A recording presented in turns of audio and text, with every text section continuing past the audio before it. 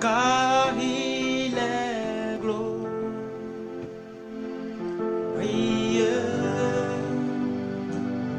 et digne de régner.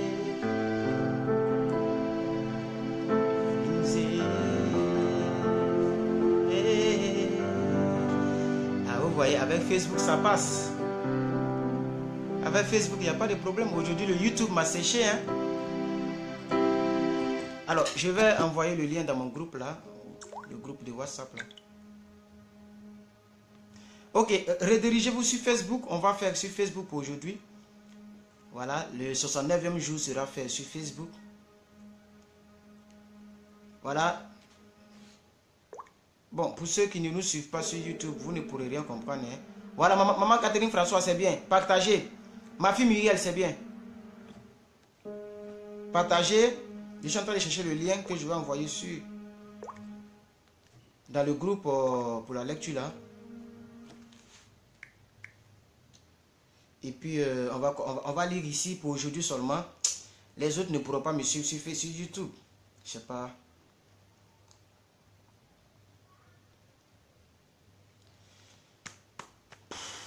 Oh, Facebook, il n'y a pas de problème. Pourquoi YouTube me fait ça aujourd'hui? Hein? Pourquoi YouTube me fait ça aujourd'hui? Oh. Cliquez sur le lien et puis venez sur Facebook. On va lire sur Facebook. Ok? Parce que si je sors, je ne sais pas quelle je vais rentrer. Donc on va faire la lecture ici et puis voilà, on va partir. Il y a des gens qui vont tomber dedans qui ne savent même pas de quoi il s'agit. C'est dommage pour eux. Maman Adjara, je suis en train de voir que vous êtes en train d'écrire dans le groupe. Retrouvez-moi sur Facebook, s'il vous plaît. Retrouvez-moi tous sur Facebook, s'il vous plaît. Maman Chris Manim, retrouvez-moi sur Facebook. Maman Prunelle de Dieu, tout le monde, venez, on va lire la Bible ici. Hein, c'est exceptionnel sur Facebook, ça... Je ne sais pas, parce qu'il est temps de pleuvoir. Peut-être c'est à cause de ça que le YouTube me bloque aujourd'hui, ça passe pas. Oh, Seigneur Jésus. L'œuvre de Dieu n'est pas facile, hein? Hein? Retrouvez-moi sur Facebook. Je ne vois pas encore les personnes, je ne vois pas d'autres personnes.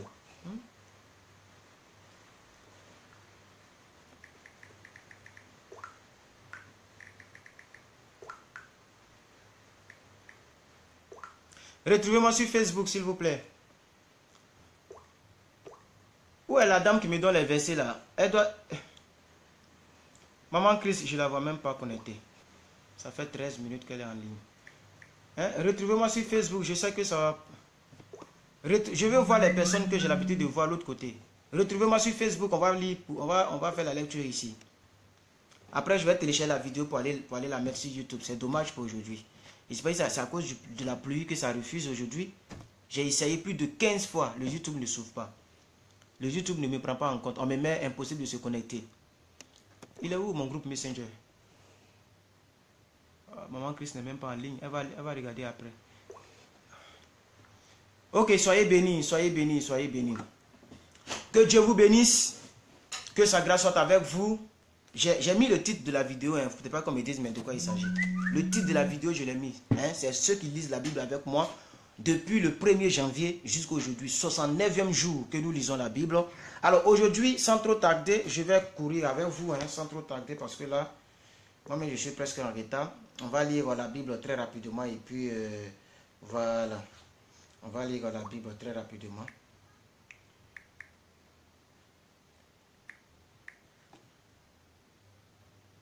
Impossible d'envoyer le message. Ok.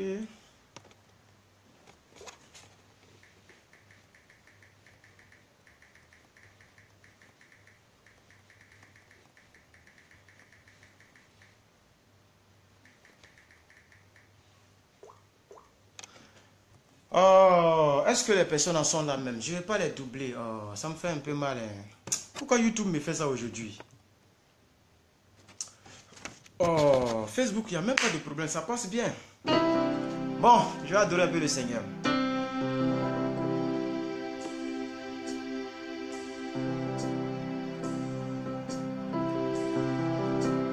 Gloire à Dieu.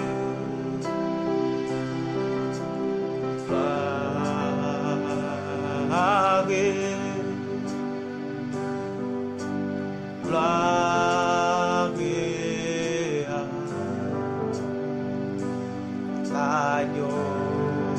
Ok, maman Andjara, bonne arrivée. J'attends les personnes spéciales, comme vous tous qui êtes là.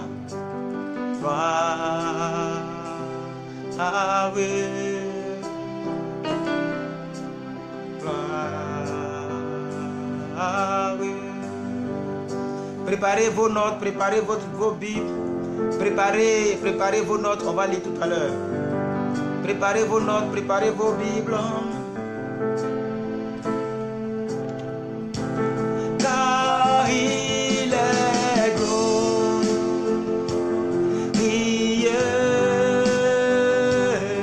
et digne de régner.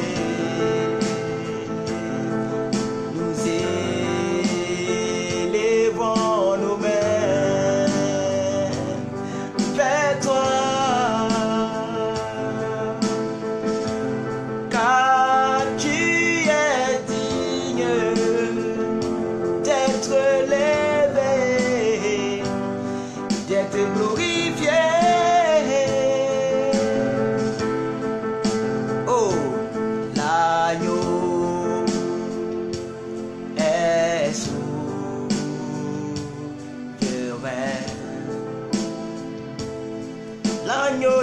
L'agneau.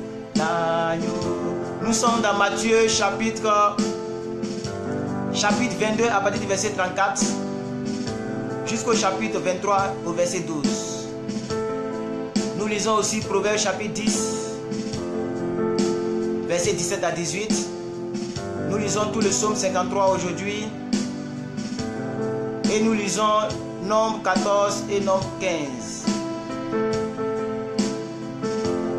J'espère que vous êtes prêts.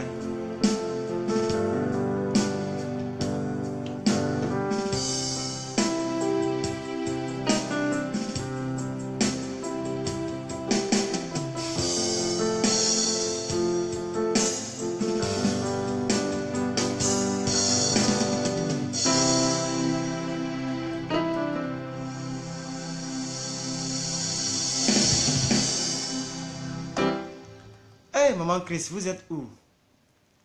Hein? Ok. Bon, aujourd'hui c'est exceptionnel, hein? Voilà. Moi je fais mes lectures ici, mes lectures c'est sur YouTube. Aujourd'hui c'est exceptionnel. Je partage toujours les liens sur ma page. Même pour cliquer j'aime sur le lien là, mais c'est compliqué. Les gens voient mais ils ne sont pas prêts pour cliquer. C'est bizarre, c'est bizarrement bizarre d'après mon pasteur. Ok, alors je reconnais maman Chris Manim, Catherine François, maman Clara, oui, maman Denise, c'est bien. Bomba, oui. Prunelle de Dieu, ah, d'accord. Voilà, Catherine François, Muriel Divine, voilà, 8 personnes. Ça, c'est le nombre que... C'est les quelques personnes. Mais il y a beaucoup qui ne savent pas. C'est ça qui me fait un peu mal. Il y a beaucoup qui ne savent pas. Ok. Alors, Matthieu chapitre 22. Dès que j'ai fini, je prends la vidéo.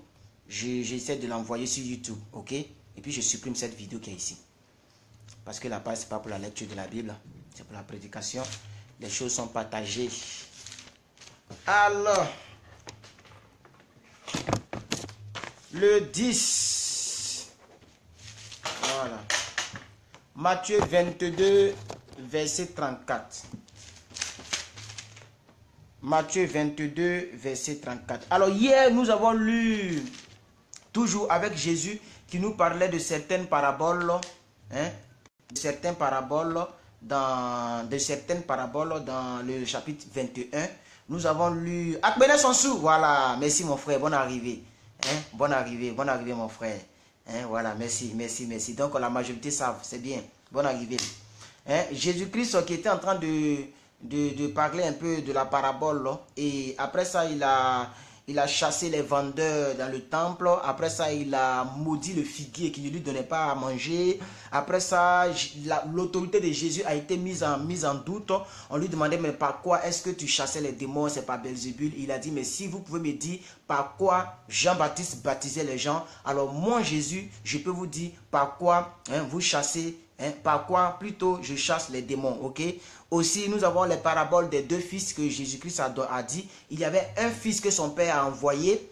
Et le fils, avant de partir, il a d'abord dit, je ne vais pas. Quand vous prenez chapitre 21 au verset 39, Vous allez le voir. Au verset 29, le petit dit que moi je ne vais pas. Et après, le petit est revenu sur sa position, il est parti. Et le deuxième petit que le monsieur a envoyé, le père a envoyé, le petit n'a pas discuté et il est parti. Et il n'est pas parti.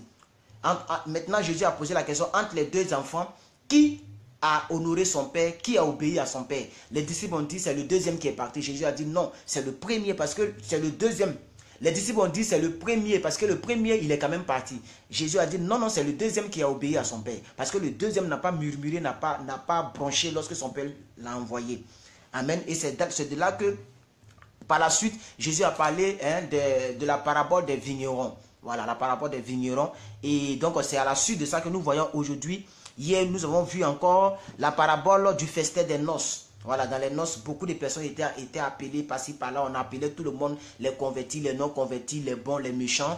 Et quand le roi est rentré dans ce festin de noces-là, il a vu qu'il y avait une personne qui n'avait pas porté le vêtement des noces. Et il a dit, c'est à la suite de ça que Jésus a dit, quand vous prenez le verset 14 du chapitre 22 de Matthieu, Jésus a dit, car il y a beaucoup d'appelés, mais il y a peu de lus. Parce que dans cette noce-là, dans ce mariage-là, vous allez comprendre que Jésus-Christ est en train de donner une image pour dire que dans le christianisme, il y a un vêtement que nous devons porter. Ok? Et ce vêtement-là, c'est le vêtement blanc qui ne doit ni être ni tacheté, amen, ni avoir des rides sur ce vêtement. C'est pourquoi Jésus a dit au verset 14, car il y a beaucoup d'appelés, mais il y a peu de lus. Et j'avais signifié hier qu'il ne s'agit pas seulement des hommes de Dieu, parce que la plupart de nos fidèles, lorsqu'ils voyaient un homme de Dieu, peut-être qui a déraillé, peut-être qu'il déconne, peut-être qu'il ne leur plaise pas, ces personnes en font sortir. Il y a beaucoup d'appelés, mais il y a peu de lus. Je savais que tu n'étais pas un homme de Dieu. Bon, mais et toi-même?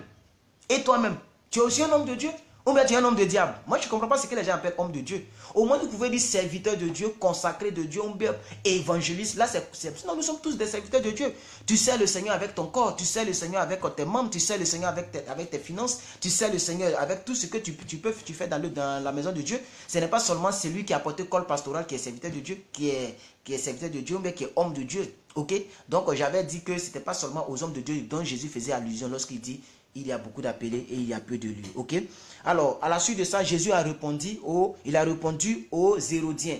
Les Hérodiens, ce sont des personnes qui vivaient sur le royaume de César. Donc, pour piéger Jésus-Christ, ils sont venus prendre une pièce et ils ont demandé à Jésus, mais à qui devrons-nous payer cette pièce? Et Jésus a dit, mais regardez sur la pièce elle-même. C'est quelle effigie, c'est quelle image qui est dessus? On dit c'est pour l'image de César. Alors Jésus a dit, donc donnez à César ce qui est à César et donnez à Dieu ce qui est à Dieu. Vous voyez ça dans le chapitre 22 au verset 21. Ok? Donc aujourd'hui, nous allons poursuivre notre lecture dans le même chapitre, mais cette fois-ci, nous sommes au verset 34. Voilà.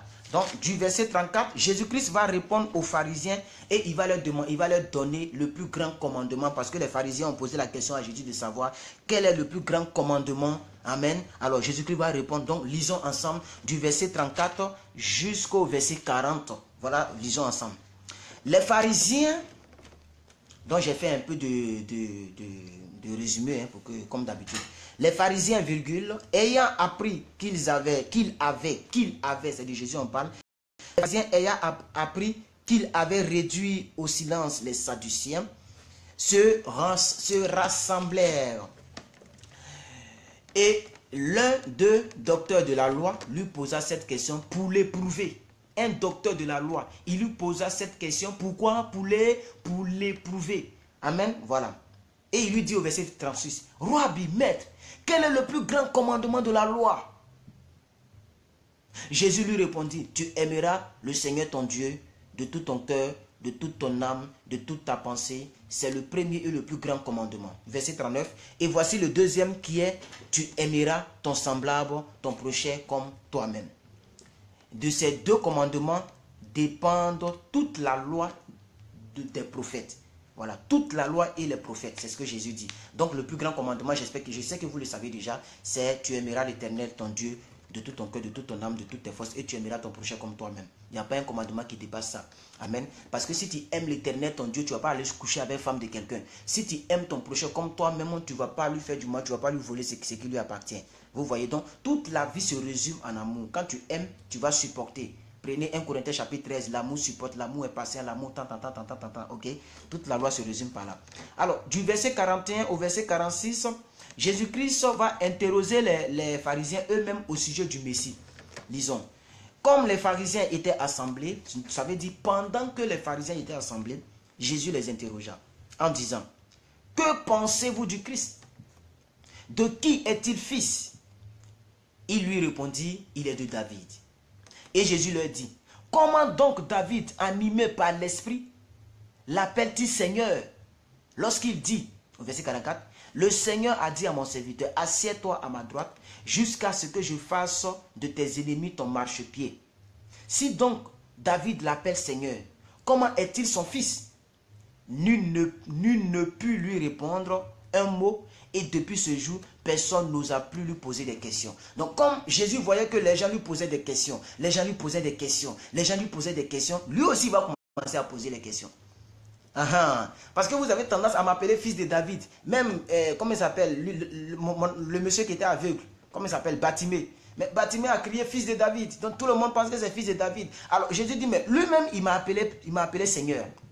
Lui-même, David, il m'appelle Seigneur. Comment ce fils-là va appeler son père Seigneur? Et la Bible dit, il ne pouvait même plus lui poser question parce qu'ils ont été bloqués. Alors, nous partons maintenant. Nous sommes au chapitre 23. Attention. Oui, c'est ça. Chapitre 23, les 12 premiers versets du chapitre 23. Et nous allons terminer avec Matthieu aujourd'hui. Nous allons aller dans Proverbes. Les 12 premiers chapitres, les 12 premiers versets du chapitre 23. Alors, dans ces 12 premiers versets-là, nous allons voir les caractéristiques des scribes et des pharisiens. Ok? Les caractéristiques des scribes et les pharisiens. Donc, attendez par les scribes et les pharisiens, les païens. Ok? Voilà. Des religieux. Des gens qui croient connaître Dieu. Des gens qui croient tout connaître, mais en réalité ne connaissent rien. Lisons. Alors, Jésus, virgule, parlant à la foule et à ses disciples, il dit, verset 2, les scribes et les pharisiens sont assis dans la chair de Moïse.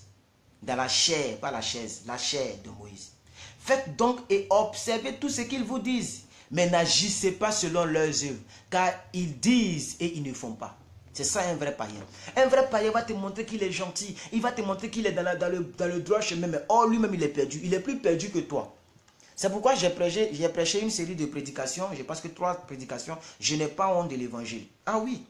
Quand vous partez dans vos boîtes de nuit, on ne vous interroge pas. Pourquoi vous voulez toujours nous induire en erreur, nous fatiguer? C'est pourquoi Jésus dit, c'est vrai, les scribes là, oui, vous pouvez observer tout ce qu'ils font, regardez tout ce qu'ils font, mais ne faites pas ce qu'ils font, parce qu'eux-mêmes ils ne le font pas. Verset 4, ils lient des fardeaux pesants, et ils les mettent sur les épaules des hommes, mais ils ne veulent pas les remuer du doigt. Ils font toutes leurs actions pour être vus des hommes. Ça c'est un païen ça. Ça, c'est un païen. Il veut que tout le monde le voie. Tout le monde le voit. Ainsi, il porte de larges phylactères. C'est quoi là? Maman Chris, vous pouvez me chercher ce mot-là. P-H-Y-L-A-C-T-E accent grave R-E-S. Phylactères. Ils portent de larges phylactères et ils ont de longues franges à leurs vêtements. Ils aiment la première place dans les festins. Ça, c'est un païen, ça. C'est pourquoi nous, il faut que Dieu nous délivre. Parce qu'il y a des chrétiens qui n'aiment pas, il y a des chrétiens qui discutent avec les serviteurs d'autres. On te dit, il faut t'asseoir ici. Tu dis, non, je vais m'asseoir de l'autre côté. Il y a d'autres mêmes chrétiens, ils ont leur place préférée. Ça, c'est grave. Et moi, j'en ai vu plusieurs fois. Des filles qui font palabre avant que le culte commence parce que quelqu'un a pris sa place. Non, c'est ma place. Quoi? On n'est pas dans un établissement? C'est ta place ici. Est-ce que dans le salon, là, les fauteuils, là, chacun a sa place? N'est-ce pas le premier qui s'est réveillé, qui s'assoit dans le salon, qui regarde la télévision, il s'assoit dans quel fauteuil il veut?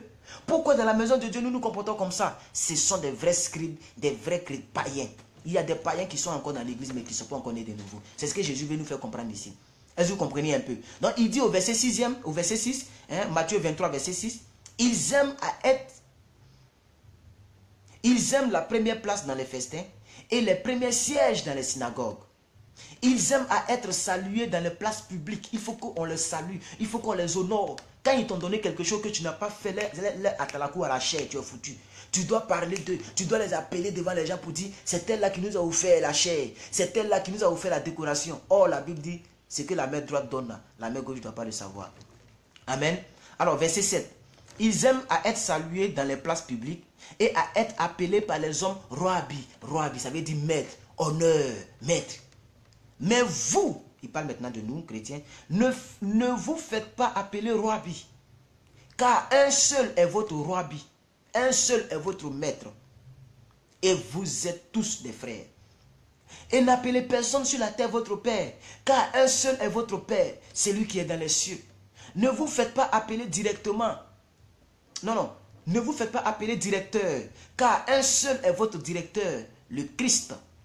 Le plus grand parmi vous sera votre serviteur. Donc ça veut dire, celui qui est votre serviteur, en réalité, il est plus grand que vous tous, parce qu'il vous sert.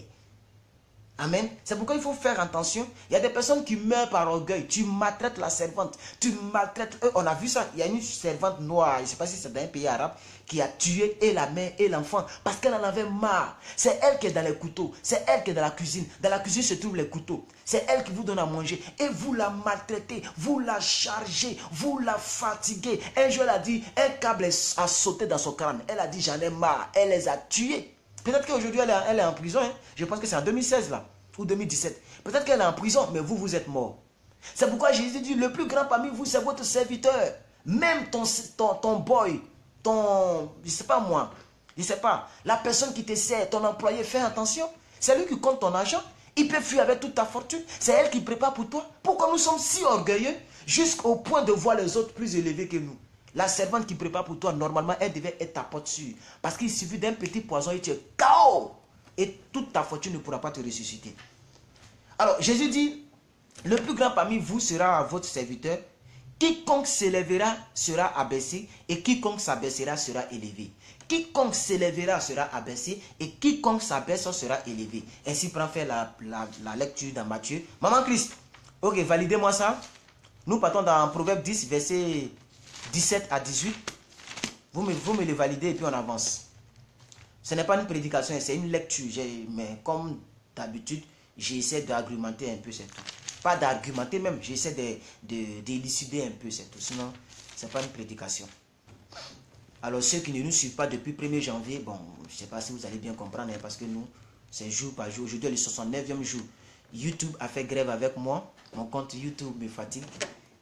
Voilà donc, phylactère, petite boîte carrée renfermant les bandes de parchemin sur lesquels sont inscrits des versets de la Bible. Voilà, donc c'est des gens ça dit c'est des gens qui portent des croix, des gens qui sont saints, ils sont bien, tu vois. Donc sur les vêtements, il y a des phylactères, mais ces personnes-là, ce sont des démons. Ils ne sont pas encore nés de nouveau, on doit les délivrer. Ok, Proverbe 10, verset 17 à 18, on y va. Alors, dans Proverbe chapitre 10, nous avions dit que c'est le contraste entre la méchanceté et la justice. Amen. C'est comme l'eau et l'huile qui ne peuvent jamais se mélanger. La méchanceté et la justice, les deux ne peuvent jamais se jumeler, ne peuvent jamais se mélanger. Amen. Alors, au verset 17 et 18, la Bible dit, celui qui se souvient de la correction prend le chemin de la vie. Celui qui se souvient de la correction prend le chemin de la vie. Celui qui se souvient de la correction prend le chemin de la vie. Ça, c'est une sagesse. Mais celui qui oublie la réprimande, il va s'égarer. Celui qui oublie les critiques, les réprimandes, cette personne va s'égarer. Quand on te fait une petite réprimande, tu n'es plus mon père spirituel. Oh, tu n'es pas un bon homme de Dieu. Oh, faut partir. Va ailleurs. Ça, c'est la sagesse de Dieu. Il ne faut pas oublier la réprimande. Il ne faut pas oublier les corrections. La correction, c'est pour ne pas que tu fasses la même chose demain. Alors, au verset 18, le fils de David continue, Salomon, il dit, celui qui parle beaucoup ne manque pas de... Non, attention, je suis allé trop loin. Celui qui dissimule la haine a des lèvres menteuses. Et celui qui répand la calomnie, c'est une personne insensée. Voici le contraste entre la méchanceté et la justice. La méchanceté et la droiture. Le faux et le bien. Alors, Proverbe, Psaume chapitre 53. On va aller très vite. Hein. Facebook là. Voilà. Les gens voient le thème, donc beaucoup s'en vont. J'ai cru avoir vu 18 personnes, mais il y a d'autres qui s'en vont parce qu'ils voient le titre, c'est bien. J'ai bien fait de mettre le titre pour ne pas que ça mélange les gens. Psaume chapitre 53.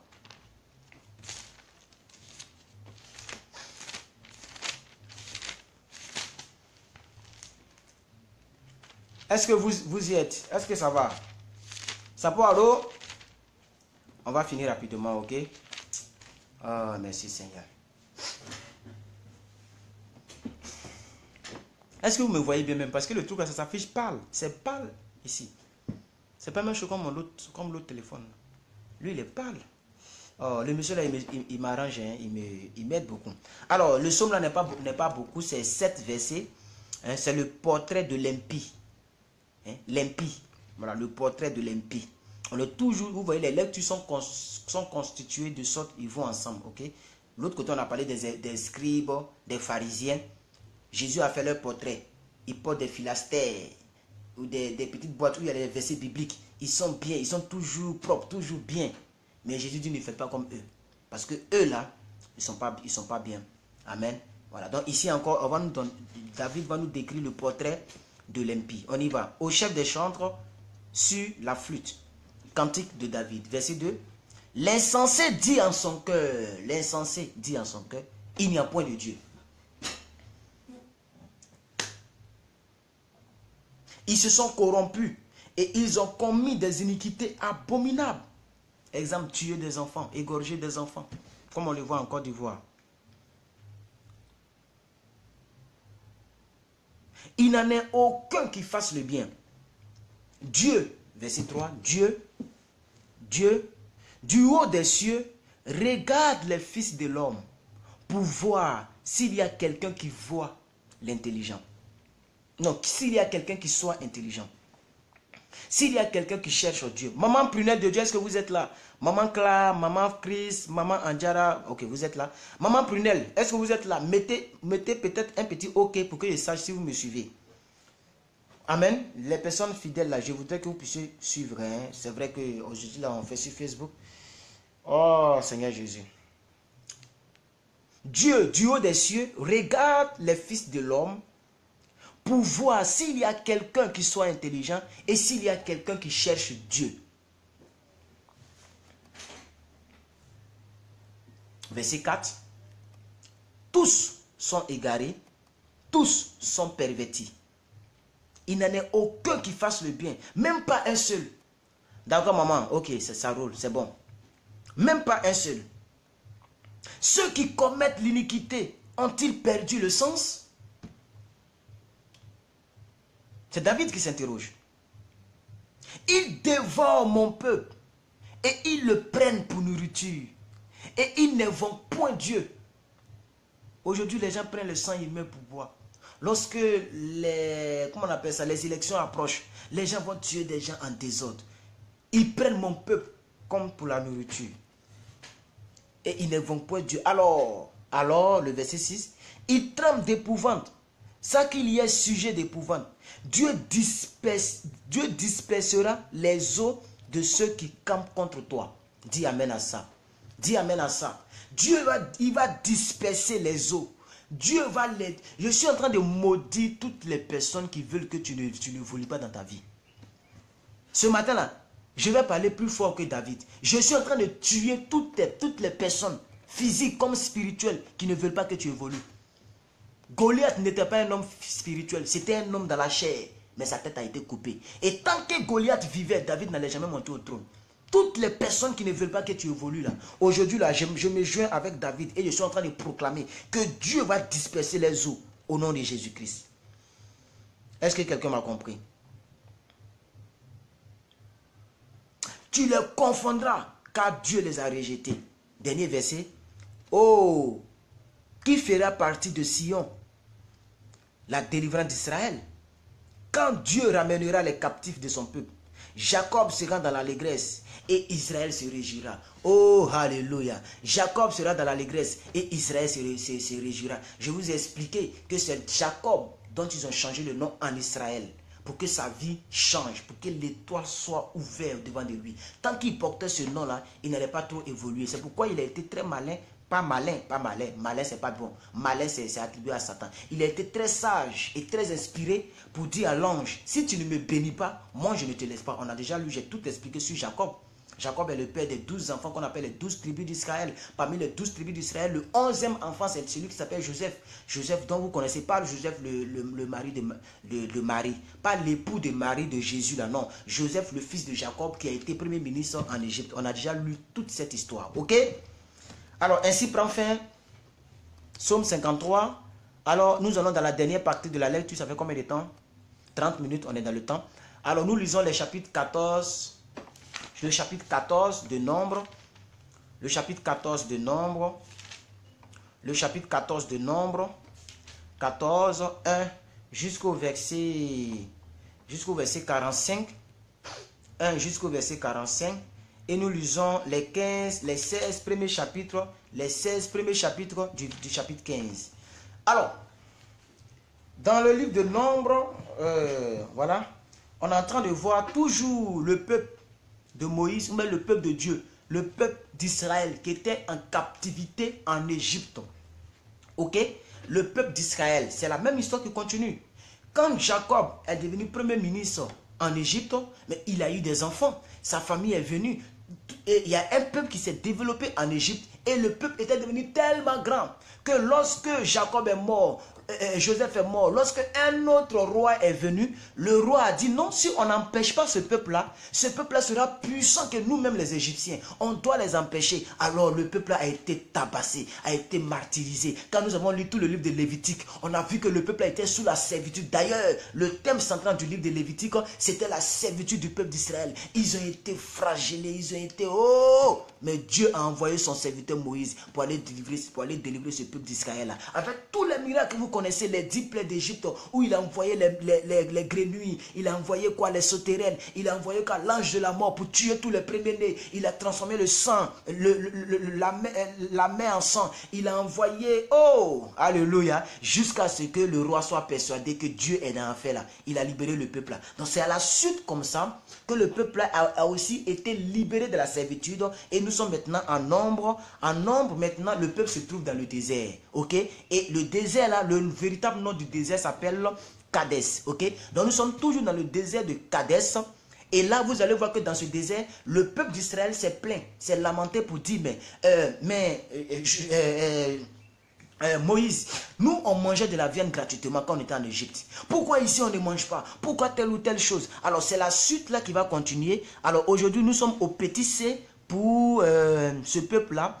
Donc le thème c'est Israël a été incrédule et a été rebelle. Ok, au chapitre 14. Donc nous allons lire ici la rébellion et l'incrédulité du peuple d'Israël. Donc être incrédule, c'est ne pas croire en Dieu. Tu connais la puissance de Dieu, mais tu fais semblant comme si Dieu n'est pas puissant. C'est pourquoi Jésus a pleuré en Jean 11, verset 35.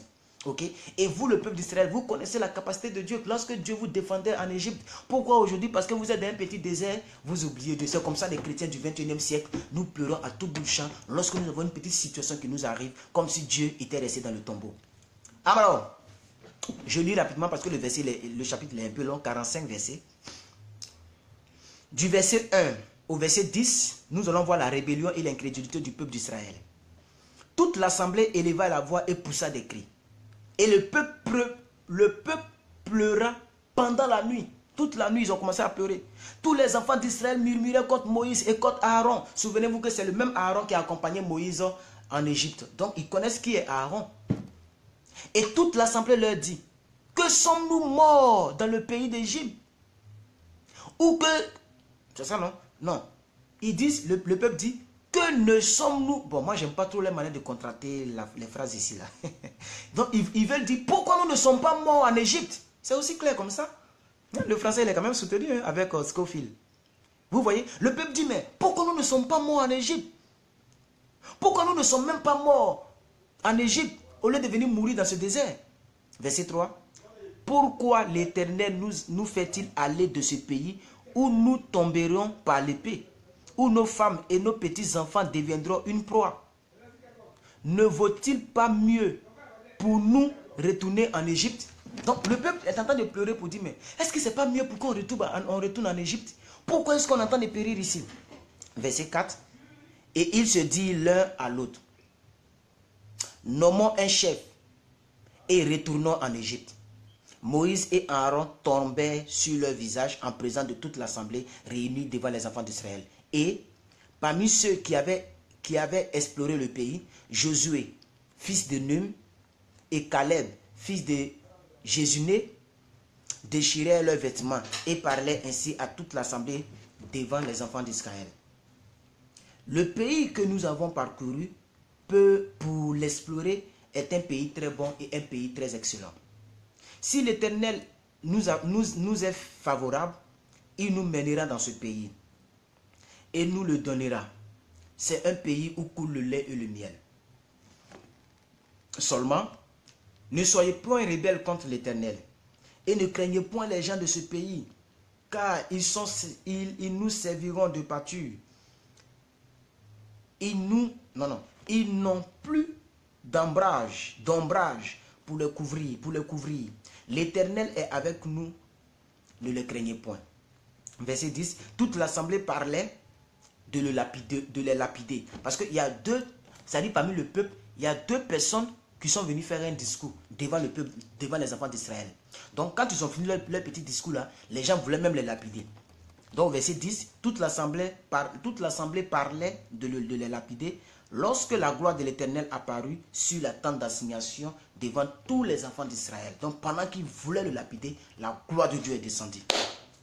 Du verset 11 au verset 19, nous sommes toujours dans le désert de Kadès. Ok, donc petit d, qu'est-ce qui s'est passé dans le désert encore? Moïse va plaider pour obtenir le pardon du peuple. Parce que Moïse sait que ce que le peuple a fait là, et ce que le peuple fait là, c'est pas bon. Alors Moïse va plaider, demander pardon à Dieu pour que ce peuple-là ait la miséricorde. Ok, donc nous lisons cela du verset 11 au verset 19. Alors, l'Éternel dit à Moïse, jusqu'à quand ce peuple me mépriseras-tu? Ce n'est pas une prédication, donc je suis obligé de lire intégralement sans trop de commentaires, parce que ça va devenir une prédication. Jusqu'à quand ne croira-t-il pas en moi, malgré tous les prodiges que j'ai faits au milieu de lui, de ce peuple? Je le frapperai par la peste et je le détruirai. Mais je ferai de toi une plus grande nation et une plus puissante que toi. Moïse dit à l'Éternel, les Égyptiens la prendront, eux du milieu desquels tu as fait monter ce peuple par ta puissance. Et ils le diront aux habitants de ce pays.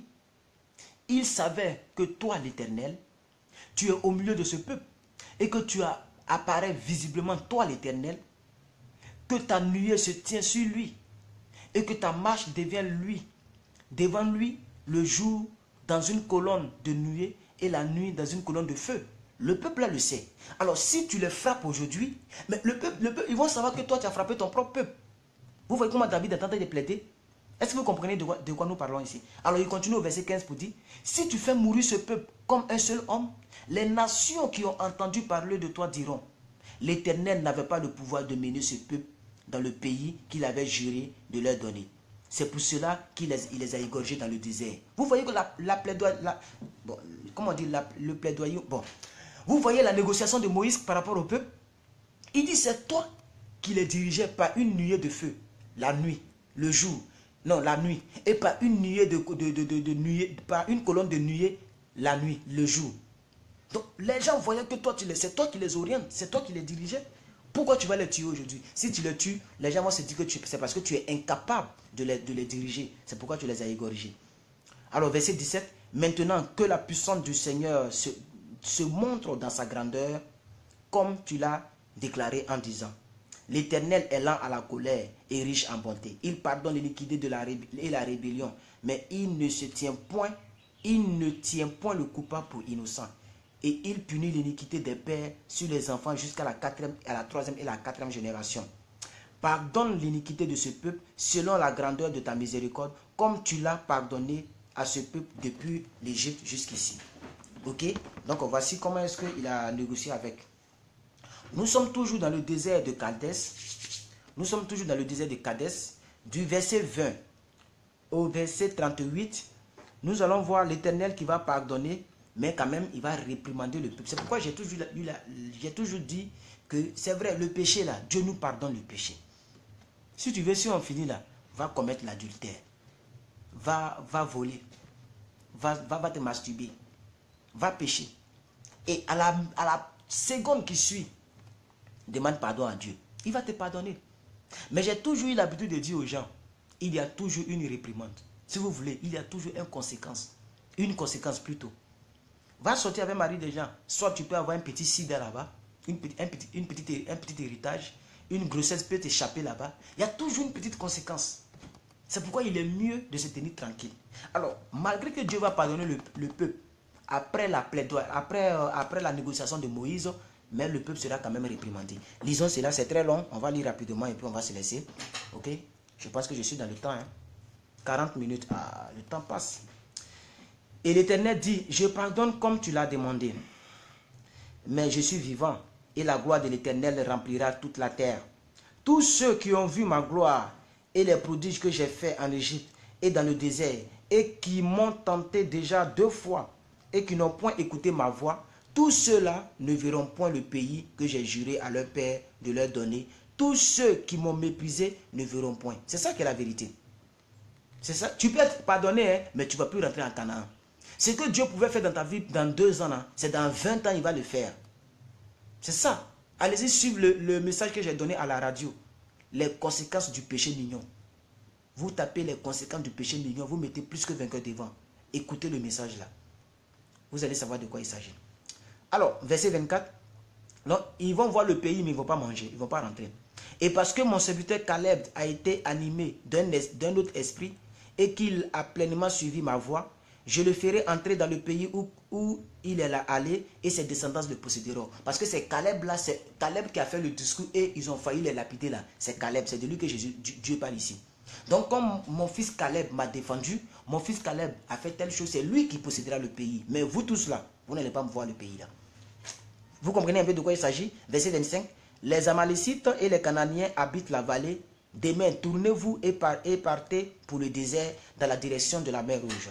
L'Éternel parla à Moïse et à Aaron et dit, jusqu'à quand laisserai-je cette méchante assemblée murmurer contre moi? J'ai entendu les murmures des enfants d'Israël qui murmuraient contre moi. Dis-leur, je suis vivant, dit l'Éternel. Je vous ferai ainsi que vous avez parlé à mes oreilles. Vos cadavres tomberont dans ce désert, vous tous dont on a fait le dénombrement. En vous comptant depuis l'âge de 20 ans et au-dessus. Et vous tous qui avez murmuré contre moi, vous n'entrerez point dans le pays que j'avais juré de vous faire habiter, excepté Caleb, fils de Jésuné, et Josué, fils de Num. Vous avez vu? C'est pourquoi c'est Josué et Caleb qui ont continué la mission. Voilà comment... Ils ont été pardonnés, hein, mais ils ne sont pas rentrés dans le pays. Tu seras pardonné, mais ton enfant va tarder. Tu seras pardonné, mais le boulot va tarder. Tu seras pardonné, mais peut-être même que tu risques de ne pas te marier. Tu seras sauvé, hein, mais la grâce du mariage, Dieu a ôté ça. La grâce du boulot, Dieu a ôté ça. La grâce des papiers que tu cherchais, Dieu a ôté ça.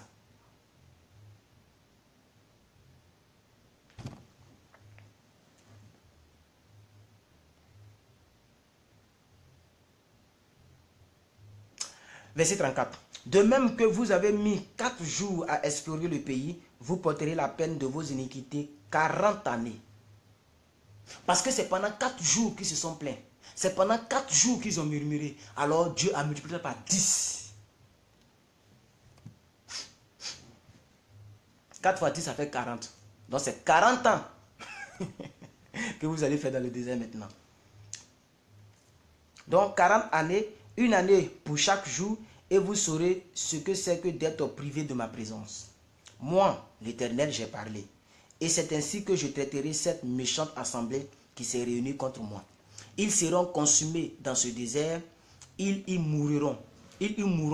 Les hommes que Moïse avait envoyés pour explorer le pays et qui, à leur retour, avaient fait murmurer contre lui toute l'assemblée en décriant le pays. Ces hommes qui avaient décrié le pays mourront frappés d'une plaie devant l'Éternel. Josué, fils de Num, et Caleb, fils de Jésuné, restaient seuls vivants parmi ces hommes qui étaient allés pour explorer le pays. Ah, c'est la lecture de la Bible en un an, hein? Ne soyez pas trop tristes. Ok, toujours dans le désert de Kadès, nous allons voir en petit F, dans le désert, la réaction insensée. Ok, donc il y aura une réaction très insensée qui va se découler de ce que nous venons de lire.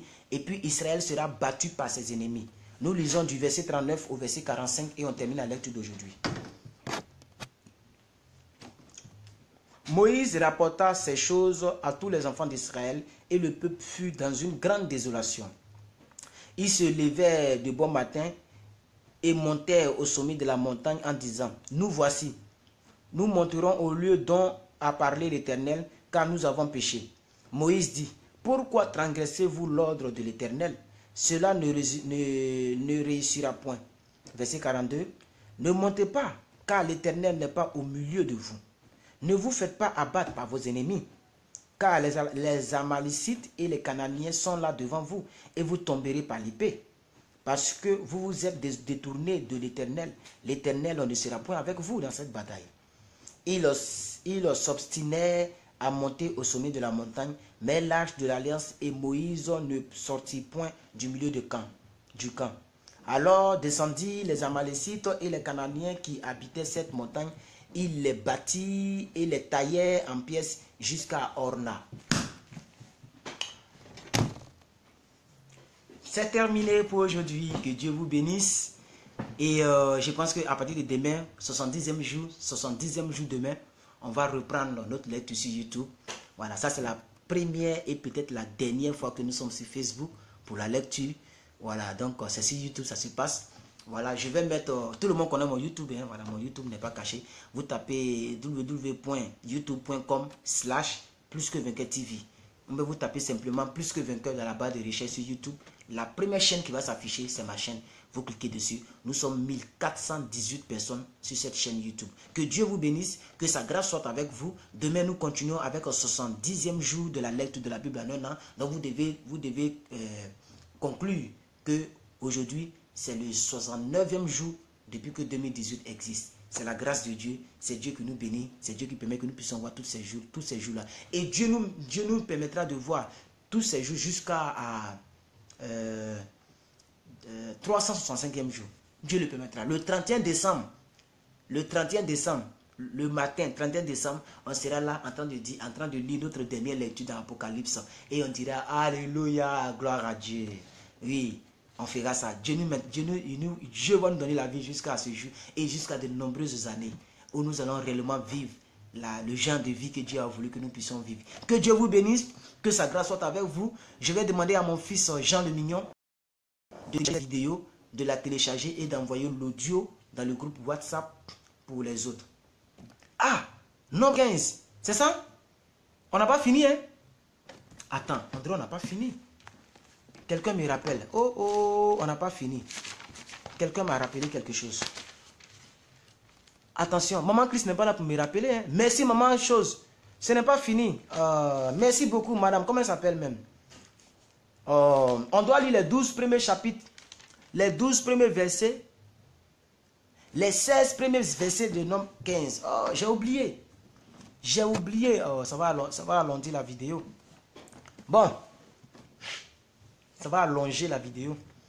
L'Éternel parla à... Bon, ok. On y va. Nous sommes toujours dans le désert. Donc, c'est pendant les 40 années de ce désert-là. Prescription en vue de l'entrée en Canaan. On y va. Maman Christ, c'est maintenant que vos messages viennent en retard. Hein, Maman Christ, c'est maintenant que je vois. Allô, nous lisons intégralement. Voilà, je n'avais pas vu. Vos messages viennent en retard, c'est pas grave. C'est les aléas du direct. Je n'avais pas vu. C'est Madame Clark qui m'a rappelé. L'Éternel parla à Moïse et dit, excusez-moi, beaucoup sont partis peut-être. Ah, elle a dit, je n'ai pas vu. C'est maintenant que je reçois je t'ai dit ça tout de suite. Quand vous serez entrés dans le pays que je vous donne pour y établir vos demeures, et que vous offrirez à l'Éternel un sacrifice consumé par le feu, soit un holocauste, soit un sacrifice en accomplissement d'un vœu ou en offrande volontaire, ou bien dans vos fêtes pour produire avec votre gros ou votre menu bétail une agréable odeur à l'Éternel. Celui qui fera son offrande à l'Éternel présentera une offrande 1/10 de fleurs de farine pétrie dans un quart de hin d'huile. Verset 5. Et tu feras une libation d'un quart de hin de vin avec l'holocauste ou le sacrifice pour chaque agneau. Pour un bélier, tu présenteras en offrande 2 dixièmes de fleurs de farine pétrie dans un tiers de hin d'huile, et tu feras une libation d'un tiers de hin de vin comme offrande d'une agréable odeur à l'Éternel. Si tu offres un veau, soit une holocauste, soit comme sacrifice en accomplissement d'un vœu, ou comme sacrifice d'action de grâce à l'Éternel, on présentera en offrande avec le veau 3 dixièmes de fleurs de farine pétrie dans un demi-verre d'huile, et tu feras une libation d'un demi-vin de hin, d'un demi-hin de vin. Oh, les mots d'ici là. C'est un sacrifice consumé par le feu d'une agréable odeur à l'Éternel. On fera ainsi pour chaque bœuf, pour chaque bélier, pour chaque petit des brebis ou des chèvres. Suivant le nombre des victimes, vous ferez ainsi pour chacune d'après leur nombre.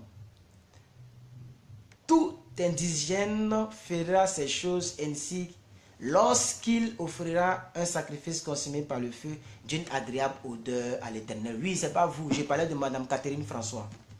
Ok, Madame Claire, c'est pas vous. Vous n'avez rien dit, c'est Madame Catherine qui m'a parlé. Merci. Du verset 14 au verset combien? Au verset 16, nous voyons l'étranger qui vont séjourner dans le pays, hein, et qui seront soumis à la loi d'Israël. On va lire ça. Demain, je vais bien expliquer parce qu'on est en retard. Si un étranger séjournant chez vous ou se trouvant à l'avenir au milieu de vous offre un sacrifice consumé par le feu d'une agréable odeur à l'Éternel, il l'offrira de la même manière que vous. Il y aura une seule loi pour toute l'assemblée, pour vous et pour l'étranger en séjour au milieu de vous. Ce sera une loi perpétuelle parmi vos descendants. Il en sera de l'étranger comme de vous devant l'Éternel. Il y a une seule loi et une seule ordonnance pour vous et pour l'étranger en séjour parmi vous. Voilà, maintenant c'est fini. Alors, les messages, je ne les reçois pas à temps réel. Ok? Donc, vous devez me comprendre aussi. Voilà. Les messages, je ne les reçois pas en temps réel. Quand vous les balancez, c'est après que moi je vois ici. C'est comme ça les directs. Ok? Voilà. Donc, je pense que les choses sont claires comme ça. C'est pourquoi j'ai dit que je n'ai pas vu.